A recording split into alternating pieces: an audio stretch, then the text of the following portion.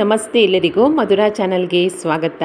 ಇವತ್ತೊಂದೊಳ್ಳೆ ಆರೋಗ್ಯಕರವಾದಂತಹ evening snacks ರೆಸಿಪಿಯನ್ನು ನಿಮ್ಮ ಜೊತೆ share ಮಾಡ್ಕೊಳ್ತಾ ಇದ್ದೀನಿ.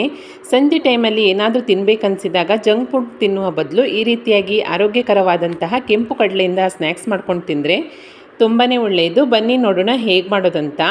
ನಾನಿಲ್ಲಿ ಮೊದಲಿಗೆ 1 ಕಪ್ ಆಗುವಷ್ಟು ಕೆಂಪು ಕಡಲೆಯನ್ನು ಒಂದು 8 ರಿಂದ 10 ಗಂಟೆಗಳ ಕಾಲ ಚೆನ್ನಾಗಿ ನೆನೆಸ್ಕೊಂಡು ಇಟ್ಕೊಂಡಿದ್ದೇನೆ. ಇವಾಗ ಇದನ್ನು ತೊಳ್ಕೊಂಡು ಒಂದು ಕುಕ್ಕರ್ಗೆ ಸೇರಿಸ್ಕೊಳ್ತಾ ಇದ್ದೇನೆ.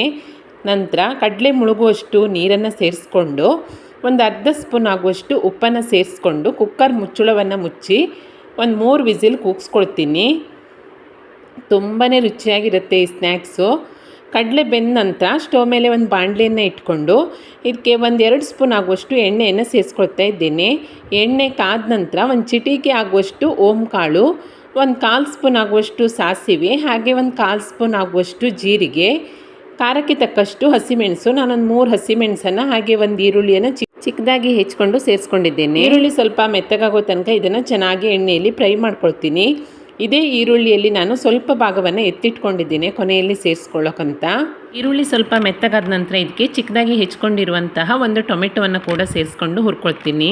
ಈ ಟೊಮೆಟೊದಲ್ಲಿ ಕೂಡ ನಾನು ಸ್ವಲ್ಪವನ್ನು ಕೊನೆಯಲ್ಲಿ ಸೇರಿಸಲಿಕ್ಕೆ ಎತ್ತಿ ಇಟ್ಕೊಂಡಿದ್ದೇನೆ. ಈ ಟೊಮೆಟೊ ಸ್ವಲ್ಪ ಮೆತ್ತಗಾಗೋ ತನಕ ಚೆನ್ನಾಗಿ ಫ್ರೈ ಮಾಡಿಕೊಂಡು ನಂತರ ಇದಕ್ಕೆ ನಾವು ಬೇಯಿಸಿ ಇಟ್ಕೊಂಡಿರುವಂತಹ ಕಡಲೆಯನ್ನು ನೀರನ್ನು ಬಸ್ಕೊಂಡ್ಬಿಟ್ಟು ಸೇರಿಸ್ಕೊಳ್ತಾ ಇದ್ದೇನೆ. ನಂತರ ಹಸಿಮೆಣಸನ್ನು ಸೇರಿಸಿರೋದ್ರಿಂದ 1/4 ಸ್ಪೂನ್ ಆಗುವಷ್ಟು ಖಾರದ ಪುಡಿ, 1/4 ಸ್ಪೂನ್ ಆಗುವಷ್ಟು ಧನಿಯಾ ಪುಡಿ, ಹಾಗೆ 1/4 ಸ್ಪೂನ್ ಆಗುವಷ್ಟು ಚಾಟ್ ಮಸಾಲ ಪುಡಿಯನ್ನು ಸೇರಿಸ್ಕೊಂಡು ಎಲ್ಲವನ್ನು ಚೆನ್ನಾಗಿ ಮಿಕ್ಸ್ ಮಾಡ್ಕೊಳ್ತೀನಿ. ನಿಮಗೆ ಸ್ಪೈಸಿಯಾಗಿ ಬೇಕಂದರೆ ಖಾರವನ್ನು ಇನ್ನೊಂದು ಸ್ವಲ್ಪ ಜಾಸ್ತಿ ಸೇರಿಸ್ಕೊಳ್ಬೋದು. ನಂತರ ಟೊಮೆಟೊ ಹಾಗೆ ಈರುಳ್ಳಿಯಲ್ಲಿ ಸ್ವಲ್ಪ ಎತ್ತಿಟ್ಕೊಂಡಿದ್ನಲ್ಲ ಅದನ್ನ ಇವಾಗ ಸೇರಿಸ್ಕೊಳ್ತಾ ಇದ್ದೇನೆ. ಹಸಿ ಟೊಮೆಟೊ ಈರುಳ್ಳಿ ಬಾಯಿಗೆ ಸಿಗ್ತಾ ಇದ್ದರೆ ತುಂಬಾ ಚೆನ್ನಾಗಿರುತ್ತೆ.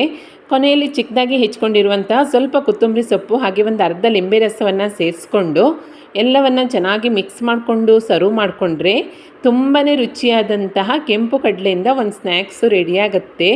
ನೋಡಿ ಎಷ್ಟು ಚೆನ್ನಾಗಾಗಿದೆ ಅಂತ.